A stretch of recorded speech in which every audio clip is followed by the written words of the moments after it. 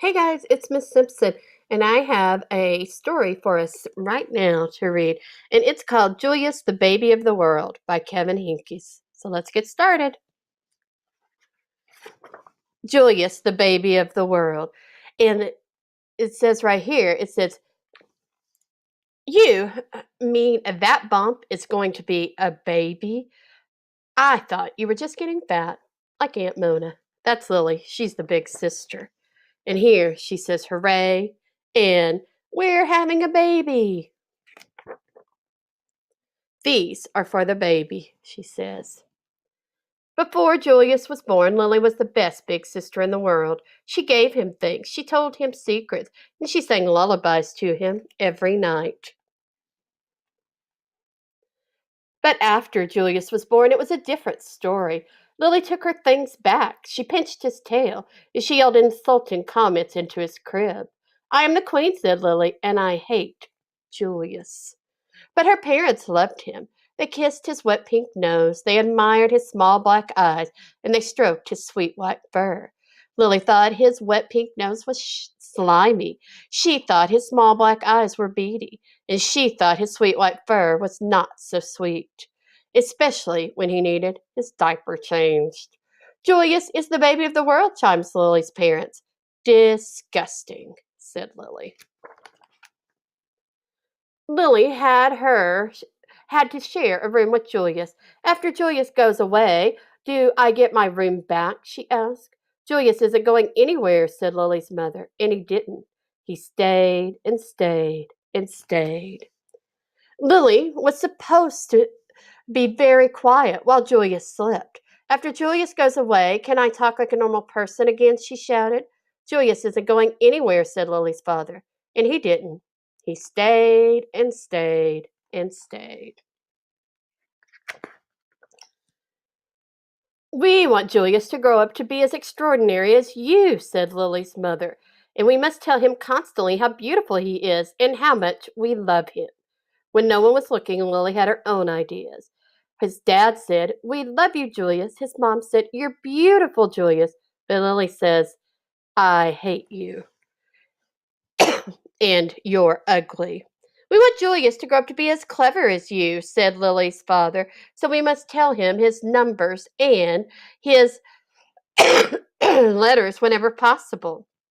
But when no one was looking, Lily had her own ideas. Her parents sang A, B, C, D, E, F, G, 1, 2, 3, 4, 5, but Lily did not. Lily sang 3, 8, 1, 5, 9, 6, A, J, K, Z, B, C, S, C, H. Lily's parents were more than a little bit doubtful about leaving the two of them together. Lily tried to frighten Julius with her nifty disguises. She learned magic and tried to make him disappear. When that didn't work, she simply pretended he didn't exist. Baby, what baby? I don't hear anything. Lily spent more time than usual in the uncooperative chair. Lily's parents showered her with hugs and kisses and treats of all shapes and sizes. They even let her stay up 15 minutes later every night. It didn't matter, nothing worked. I am the queen, said Lily, and I hate Julius. But her parents loved him. They kissed his wet pink nose, they admired his small black eyes, and they stroked his sweet white fur. Julius is the baby of the world, chimed Lily's parents. Disgusting, said Lily. Lily's parents were amused when Julius blew a bubble. Can you believe it? They exclaimed. But Lily did the exact same thing, and they said, Lily, let's mind our manners, please. Lily's parents were dazzled when Julius babbled and gargled. Such a vocabulary, they exclaimed. But if Lily did the exact same thing, they said, Lily, let's act our age, please. Lily's parents were amazed when Julius screamed. What lung capacity! They exclaimed. But if Lily did the exact same thing, they said, Lily, let's restrain ourselves, please. One morning when Lily was playing opera, her mother said, Why don't you tell Julius a story? Why don't you put some of that verbal exuberance for good use? And why don't you tell Julius a nice story? He's too little to understand a story, said Lily. He can understand in his own way, said Lily's mother. Okay, said Lily, smiling. Julius, the germ of the world, by me, Lily. Once upon a time there was a baby. His name was Julius. Julius was really a germ. Julius was like dust under your bed. If he was a number, he would be 0. If he was a food, he would be a raisin. 0 is nothing, and a raisin tastes like dirt. The end, Lily. The story earned her 10 minutes in the uncooperative chair. Lily warned her friends Chester and Wilson and Victor about babies. Trust me, they're dreadful, she said. She also warned strangers about babies, too.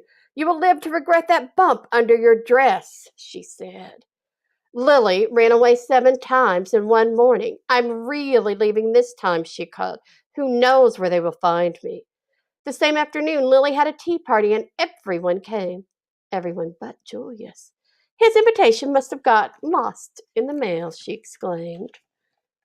Lily had glorious dreams about Julius and ghastly nightmares, too. Lily's parents showered her with compliments, praise, and niceties of all shapes and sizes. They even let her drink juice out of an antique china cup. It didn't matter, nothing worked. I am the queen, said Lily, and I hate Julius. But her parents loved him. They kissed his wet pink nose, they admired his small black eyes, and they stroked his sweet white fur. Julius is the baby of the world, chimed Lily's parents. Disgusting, said Lily. When Lily's mother was felt up to it, she planned a festive celebration to honor Julius. All of the relatives came. There was quite a spread. What's the big deal, said Lily. Haven't they seen a silly bump before? Apparently not. All afternoon, relatives hovered over Julius. They kissed his wet pink nose, they adored his small black eyes, and they stroked his sweet white fur. Disgusting, said Cousin Garland. What? Said Lily. Julius, said Cousin Garland. I think his wet pink nose is slimy. I think his small black eyes are beady. And I think his sweet white fur is not so sweet. He needs his diaper changed. Lily's nose twitched. Her eyes narrowed. Her fur stood on end, and her tail quivered. You're talking about my brother, said Lily, and for your information, his nose is shiny, his eyes are sparkly, and his fur smells like perfume. Cousin Garland was speechless. And he can blow bubbles, continued Lily, and he can babble and gurgle, and he can scream better than anyone. Cousin Garland tried to slink out of the room. Stop, said Lily, I am the queen. Watch closely. Lily picked up Julius. She kissed his wet pink nose. She admired his small black eyes, and she stroked his sweet white fur. Your turn, Lily said, handing Julius over to Cousin Garland. Kiss, admire, stroke, Lily commanded. Now repeat after me, said Lily. Julius is the baby of the world. Julius is the baby of the world, Cousin Garland said. Louder. Julius is the baby of the world. And from that moment on, he was, in everyone's opinion, especially in Lily's. And Lily says, we're almost twins, and has shared her nifty disguises with her baby brother. Good night, everybody, and hope you have a good night. Good night, Pumas.